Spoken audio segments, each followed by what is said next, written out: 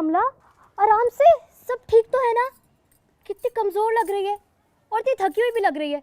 अरे राधा, सब ठीक है। तीसरा महीना चल रहा है तो थोड़ी कमजोरी और थकान तो हो ही जाती है। तबीयत बिल्कुल ठीक है। थोड़ी उल्टी हो सकती है, लेकिन इतनी कमजोरी का कोई मतलब नहीं। तू आ मेरे साथ, चल। माँ जी, इसका तीसरा महीना चल रहा है, आप लोग इसके खाने पीने का ख्याल नहीं रख रहे क्या? खाना तो मैं खा ही रही हूँ ना।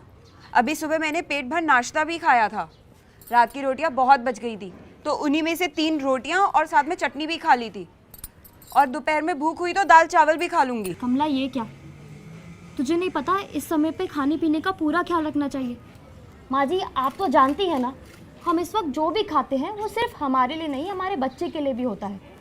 इस समय पर खाने पीने का बहुत ध्यान रखना चाहिए। जब मुन्ना होने वाला था ना, तो मैं भी तेरी तरह लापरवाह थी। मैं नहीं जानती थी कि क्या सही है और क्या गलत, और इसका नतीजा तो तू देख ही रही है। मैं नहीं चाहती कि तेरे होने वाले बच्चे के साथ भी ऐसा ही हो। आप लोगों को पूरा ख्याल रखना चाहिए कि हर रोज़ भर पेट ताज़ा और पौष्टिक आहार खाए। एक बात बता, तेरा तीसरा महीना चल रहा है ना, क्या तूने आंगनबाड़ी में अपना पंजीकरण करवाया? उसकी क्या ज़रूरत है? बहुत ज़रूरत है। तू चल अभी मेरे साथ आंगनबाड़ी चल, वहाँ शोभा दीदी तुझे सब समझा देंगे और तेरा पंजीकरण भी करवा देंगे। चल। भाभी रुको, मैं भी चलता हूँ आप लोगों के साथ। ये तो बहुत ही अच्छा होगा भैया।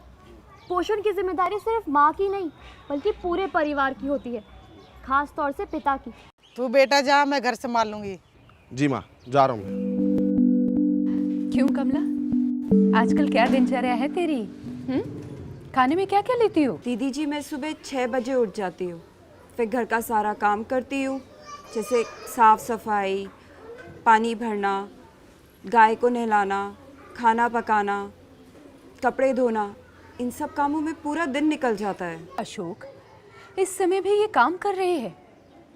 तुझे ध्यान रखना चाहिए कि काम के साथ साथ इसे पूरा पूरा आराम भी मिले। और हाँ, इसके काम में तुझे भी हाथ बटाना है। याद रखना, कोई भी ऐसा काम जिसमें इसे वज़न उठाना पड़े या इसे झुकना पड़े, वो इसके लिए बहुत हानिकारक है। गर्भावस्था में सामान्य से 1/4 ज़्यादा खाना खाना बहुत ज़रूरी है कमला। और साथ ही माँ का 10 से 12 किलो वज़न बढ़ना भी बहुत ज़रूरी है। अगर वज़न नहीं बढ़ता तो गर्भ में पल रहे बच्चे के मानसिक विकास पर बुरा असर पड़ सकता है। अब सुनो, खाने में क्या क्या खाना ज़रूरी होता है। हरी पत्तेदार सब्जियां जैसे पालक, मेथी, चौलाई, बथुआ वगैरह, और उसके साथ साथ लाल, पीले और नारंगी रंग के फल और सब्जियां जैसे गाजर, टमाटर, सीताफल और आम इन्हें खिला। और इसके साथ साथ दालें, मूंग की दाल, काला चना, राजमा, अरहर और साथ ही अंकुरित दालें खिला, जिनमें कई तरह के पोषक तत्व होते हैं। और साथ साथ ज्वार, बाजरा, गेहूं, रागी, जो कि आसानी से उपलब्ध होता है, तुम्हारे और तुम्हारे होने वाले बच्चे के लिए बहुत फायदेमंद है। आंवला, नींबू, संतरा, मौसमी, खासकर खाने के साथ, क्योंकि इनसे शरीर को बीमारी से लड़ने की ताकत मिलती है और खून की कमी भी दूर रहती है। लेकिन इस तरह का खाना तो बहुत महंगा होता है, हम कहाँ से इतना महंगा खाना? अरे ये सारी चीज़ें तो तुम्हारे आसपास ही मिल जाती हैं।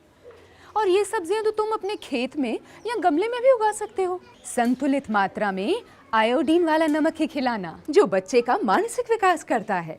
दिन में कम से कम 8 से 10 गिलास साफ पानी ये जरूर पिए। और अपने आसपास सफाई का वातावरण रखना है। और ये सब चीजें जैसे बीड़ी, सिगरेट, तंबाकू, शराब और किसी भी प्रकार की नशीली चीजों का इस्तेमाल न गर्भवती स्त्री और ना ही घर में कोई और करे। और कमला के खाना खाने से 1 घंटा पहले और 1 घंटे बाद तक चाय का सेवन भी नहीं होगा। तुमको हर महीने इसे जांच के लिए यहाँ आंगनवाड़ी केंद्र में आशा एएनएम के पास लाना होगा।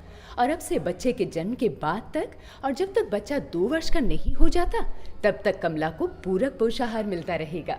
और बच्चे को 6 माह से 6 साल की आयु तक पूरक पोषाहार व अन्य सेवाओं का लाभ मिलेगा। और साल के 300 दिन पूरक पोषाहार मिलेगा, जो कि तुम्हें यहाँ से आकर लेते रहना पड़ेगा। आंगनवाड़ी की ये सभी सुविधाएं मुफ्त उपलब्ध कराई जाती हैं। जी दीदी जी, मैं जांच के लिए ज़रूर लेकर जाऊंगा और पूरा आराम भी करने दूंगा। माँ को गर्भावस्था के दौरान अगर पोषण की कमी होती है तो कई मुश्किलें हो जाती हैं, जैसे समय से पहले प्रसव, बच्चे में कुपोषण, खून की कमी होना, बच्चे में मानसिक विकास की कमी होना, इसलिए माँ और पिता के लिए बहुत ज़रूरी है कि वो पोषण के बारे में सही सही जानकारी लें। समझ गया दीदी। मतलब बच्चे के स्वास्थ्य के लिए माँ का स्वस्थ रहना बेहद ज़रूरी है। आज से इसकी सारी खाने पीने की जिम्मेदारी मेरी। इस बारे में कोई भी और जानकारी चाहिए ना तुम्हें, तो कभी भी मेरे पास मिलने आ सकते हो। और ज़्यादा जानकारी चाहिए तुम अपने ज़िले के डीएम के दफ्तर में भी जा सकते हो और उन्हें इस बारे में सुझाव भी दे सकते हो। और कमला, अगर तुम्हें लगे कि मैं अपना काम सही ढंग से नहीं कर रही हूँ तो तुम मेरी भी शिकायत कर सकते हो डीएम दफ्तर में। अच्छा कमला, अपना ध्यान रखना। और राधा तू भी, क्योंकि सिर्फ बच्चा होने तक ही नहीं बल्कि ये भी ज़रूरी है कि माँ अपने साथ साथ बच्चे के पोषण का भी ख्याल रखे।